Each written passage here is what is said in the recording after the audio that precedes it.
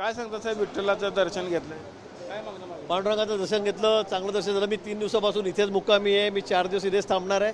आणि आपण बघतात की यावेळेला मागच्या वेळेपेक्षा 20 ते 25% जास्त गर्दी वारकऱ्यांची या ठिकाणी, कारण पाऊस चांगला पडलेला आहे, पेरण्या चांगल्या झालेल्या आहे, दुबार पेरणीचं संकट फार कुठे नाही आहे.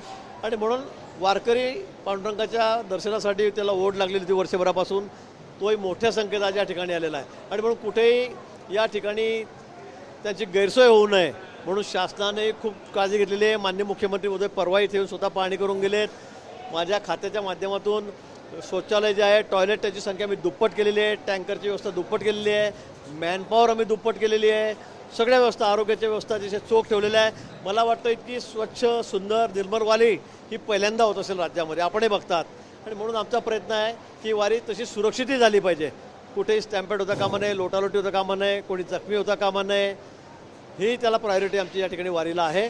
आणि अतिशय सुंदर अशी वारी आपण होताना बघतात. यावर्षी रेकॉर्ड ब्रेक यात्रा भरली, काय कारण असेल याचं? यावर्षी एक रेकॉर्ड ब्रेक यात्रा आहे. मागच्या वेळीपेक्षा पोलिसांनी मला सांगितलं की 20 ते 25% वारकरी जास्त आलेले आहेत त्याकडे, वारीमध्ये आलेले आहेत. याचं कारण हेच आहे की चांगला पाऊस पडलेला आहे, पिकंही चांगली आलेली आहेत, दमदार हजेरी पावसाने दिलेली आहे. आणि म्हणून शेतकरी राज्यसुद्धा आता सुखावलेला आहे. आणि म्हणून मला वाटतं वारकऱ्यांची गर्दी मोठ्या प्रमाणामध्ये या ठिकाणी झालेली आहे. पण त्याचबरोबर शासनानेही अतिशय सर्व व्यवस्था चोखपणे ठेवलेल्या आहेत. परवाच मुख्यमंत्री महोदय स्वतः सगळी तयारी बघायला येऊन गेलेत. शासनाचे आम्ही मंत्री या ठिकाणी आहोत.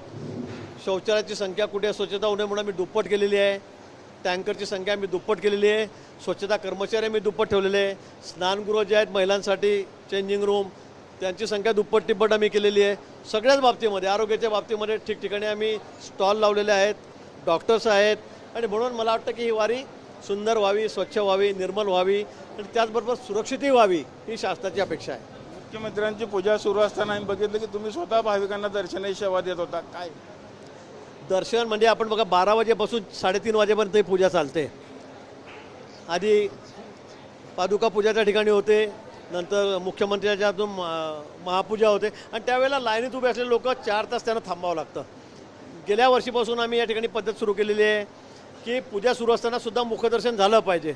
आणि अशा वेळेला 5-25 हजार लोकांचं दर्शन होऊन जातं. आणि म्हणून मी स्वतः त्या ठिकाणी उभं राहून समोर लोकांना खाली बसवलं होतं, समोर लाईन सुरू ठेवलेली होती आणि सगळ्यांचं दर्शन अतिशय व्यवस्थितपणे आम्ही या ठिकाणी करून घेतलं.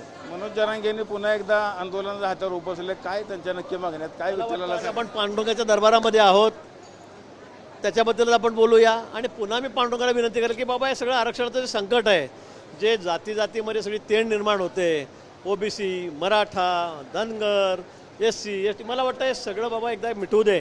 आम्ही सगळे देशवासी आहोत, एक संघपणे आम्ही देशामध्ये या ठिकाणी उभे आहोत. कुठेही आपसामध्ये वादविवाद होऊन हा देश खिळखिळा होईल, कुठेतरी आमच्यामध्ये आपसातच कुठेतरी द्वंद पेटेल, असं कुठेही होऊ देऊ नको, एवढीच परमेश्वराची त्यांनी मागणी. विठ्ठल मंदिरातून कॅमेरामन अमित सह, रवी लवेकर, TV9 मराठी.